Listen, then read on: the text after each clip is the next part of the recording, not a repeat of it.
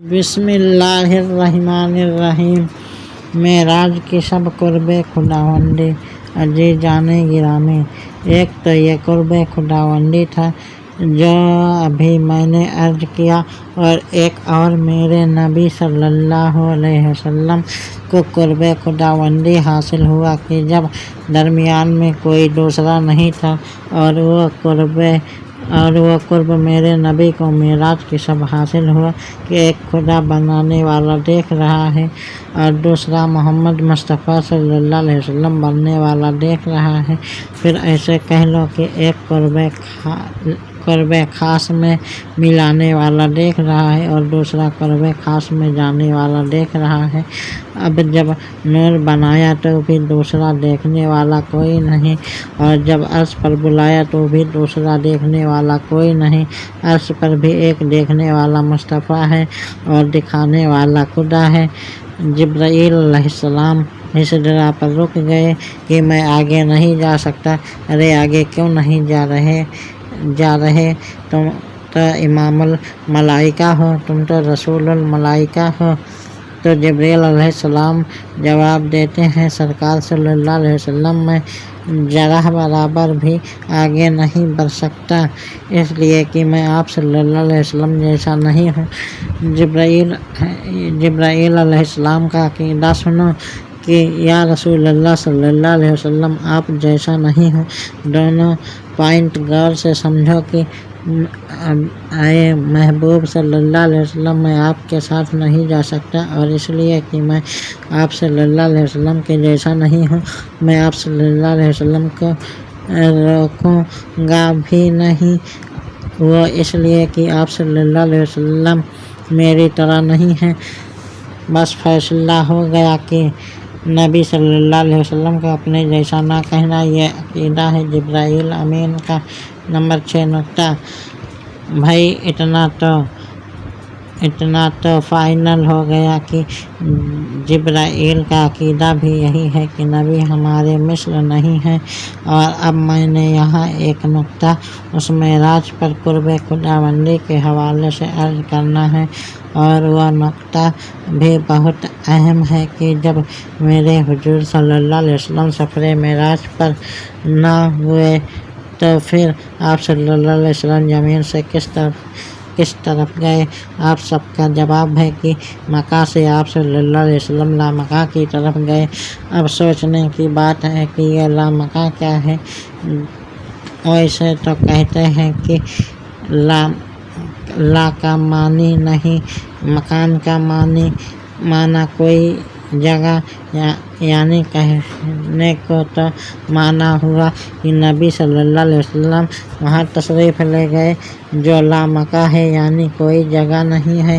ارے یہ سب کیسے ہوا؟ دیکھو کہ جب میرے نبی صلی اللہ علیہ وسلم مکہ سے چلے تو مکہ کا ذکر ہوا، مسجد حرام سے چلے تو بھی جگہ کا ذکر ہوا، بلکہ یہ ذکر تو قرآن میں بھی ہوا، اور اس کے بعد جہاں پہنچے اس کا ذکر بھی قرآن میں ہوا، یعنی مسجد اقصی۔ اس کے بعد جہاں پہنچے اس کا ذکر بھی روایت میں ہوا، یعنی پہلے آسمان کا ذکر ہوا، دوسرے آسمان کا ذکر ہوا، تیسرے آسمان کا ذکر ہوا، چوتھے آسمان کا ذکر ہوا، پانچویں آسمان کا ذکر ہوا، چھٹے آسمان کا ذکر ہوا، ساتویں آسمان کا ذکر ہوا۔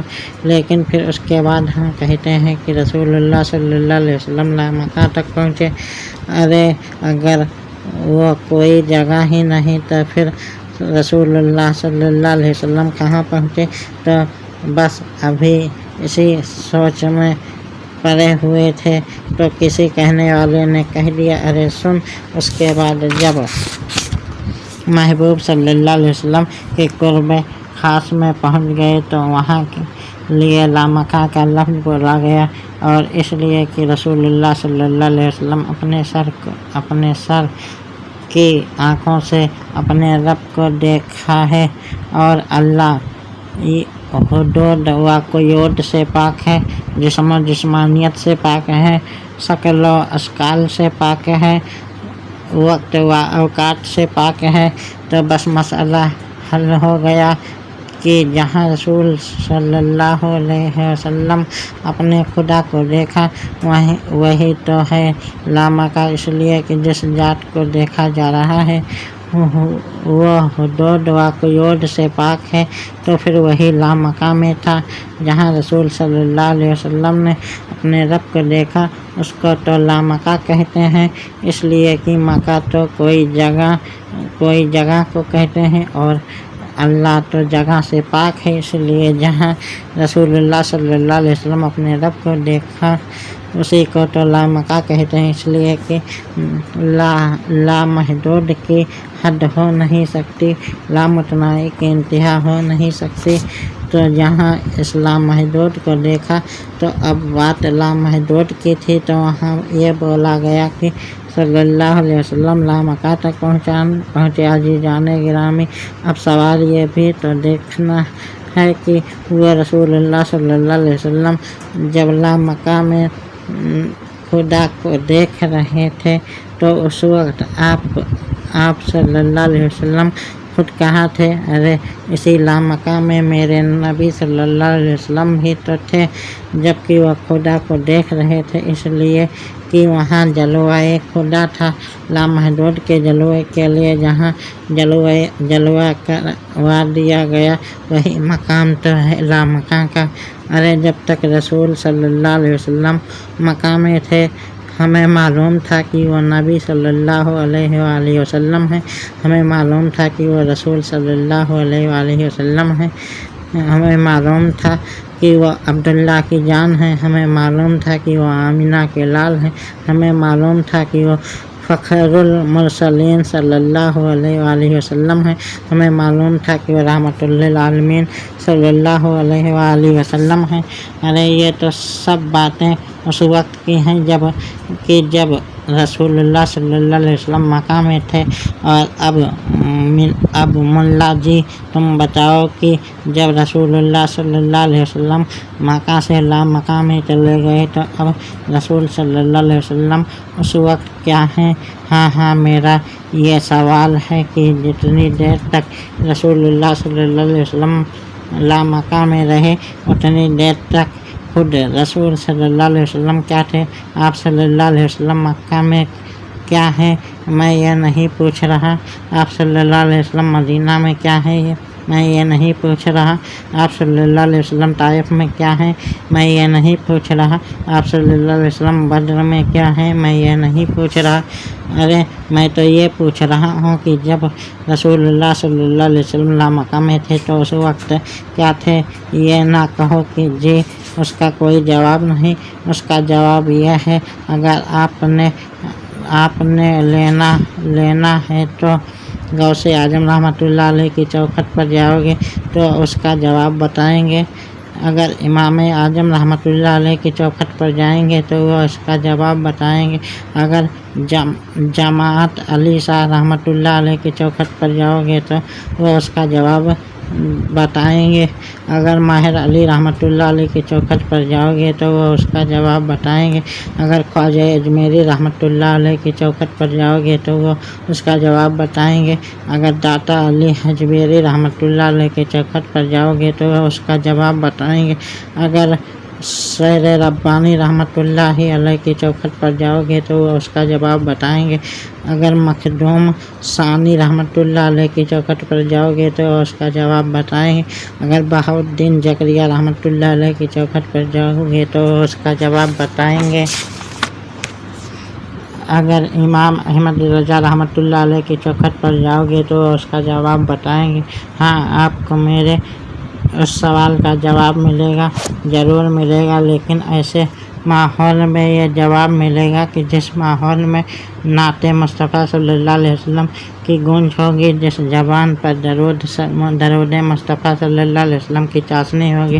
ارے اس کا جواب اگر غور کرو تو خود ہی خدا دے دیا ہے کہ اے محبوب صلی اللہ علیہ وسلم، میں نے آپ کو آمنہ سلام اللہ علیہا کے پشت میں رکھا تاکہ لوگ خدا نہ سمجھیں، میں نے آپ کو عبداللہ علیہ السلام کا بیٹا بنایا تاکہ لوگ خدا نہ سمجھیں، میں نے آپ کو عبدالمطلب علیہ السلام کا پوتا بنایا تاکہ لوگ خدا نہ سمجھیں، میں نے آپ کو अमीर हमजा अलैहिस्सलाम का भतीजा बनाया ताकि लोग खुदा न समझे।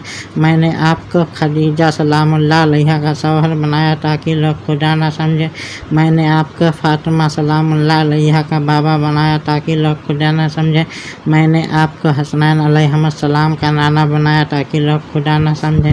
तो महबूब आप सल्लल्लाहु अलैहि वसल्लम ज़मीन पर बोलो ताकि मेरे बंदों को बोलना आ जाए। आप सल्लल्लाहु अलैहि वसल्लम खाना खाओ ताकि मेरे बंदों को खाना खाना आ जाए। आप सल्लल्लाहु अलैहि वसल्लम पानी पियो ताकि मेरे बंदों को पानी पीना आ जाए। आप सल्लल्लाहु अलैहि वसल्लम शादी करो ताकि मेरे बंदों को शादी करना आ जाए। आप सल्लल्लाहु अलैहि वसल्लम फातिमा को पालो ताकि मेरे बंदों को औलाद पालना आ जाए। आप सल्लल्लाहु अलैहि वसल्लम तिजारत को जाओ ताकि मेरे बंदों को तिजारत करना आ जाए। आप सल्लल्लाहु अलैहि वसल्लम मजदूरी करो ताकि मेरे बंदों को मजदूरी करना आ जाए। आप सल्लल्लाहु अलैहि वसल्लम ज़्यादा रो लो ताकि मेरे बंदों को रोना आ जाए। आप सल्लल्लाहु अलैहि वसल्लम क़ियाम करो ताकि मेरे बंदों को क़ियाम करना आ जाए। आप सल्लल्लाहु अलैहि वसल्लम बस बिस्तर पर लेट जाओ ताकि मेरे बंदों को लेटना आ जाए। आप सल्लल्लाहु अलैहि वसल्लम कब्र में लेट जाओ ताकि मेरे बंदों को कब्र में लेटना आ जाए। ऐ महबूब मेरे प्यारे महबूब सल्लल्लाहु अलैहि वसल्लम आपको सल्लल्लाहु अलैहि वसल्लम को खाना खिलाया ताकि आपको खुदा न समझे। मैंने आप सल्लल्लाहु अलैहि वसल्लम को पानी पिलाया ताकि आपको खुदा न समझे। मैंने आप सल्लल्लाहु अलैहि वसल्लम को किसी की औलाद बनाया ताकि आपको खुदा न समझे। मैंने आप सल्लल्लाहु अलैहि वसल्लम को आमिना का बेटा बनाया ताकि आपको खुदा न समझे। मैंने आप सल्लल्लाहु अलैहि वसल्लम को अब्दुल्लाह का नूरे नज़र बनाया ताकि आपको खुदा न समझे। मैंने आप सल्लल्लाहु अलैहि वसल्लम को हलीमा के घर पर आया ताकि यह आपको खुदा न समझे। मैंने आप सल्लल्लाहु अलैहि वसल्लम को खदीजा का शौहर बनाया ताकि आपको खुदा न समझे। मैंने आप सल्लल्लाहु अलैहि वसल्लम को फातिमा का बाबा बनाया ताकि आपको खुदा न समझे। मैंने आप सल्लल्लाहु अलैहि वसल्लम को हसनैन का नाना बनाया ताकि यह आपको खुदा न समझे। अरे मेरे प्यारे मोहम्मद मुस्तफ़ा सल्लल्लाहु अलैहि वसल्लम मैंने आपको मक्का में इसलिए भेजा ताकि कोई आप सल्लल्लाहु अलैहि वसल्लम को खुदा न समझे, और फिर मक्का में इसीलिए बुलाया ताकि कोई अपने जैसा न समझे। अल्लाहुम्मा सल्लि अला मुहम्मदिन व अला आलि मुहम्मदिन सल्लल्लाहु अलैहि वसल्लम। ऐ महबूब सल्लल्लाहु अलैहि वसल्लम आपको मकान में रखा ताकि लोग खुदा न कहें, और फिर मक्का में इसलिए बुलाया ताकि लोग खुदा न समझे।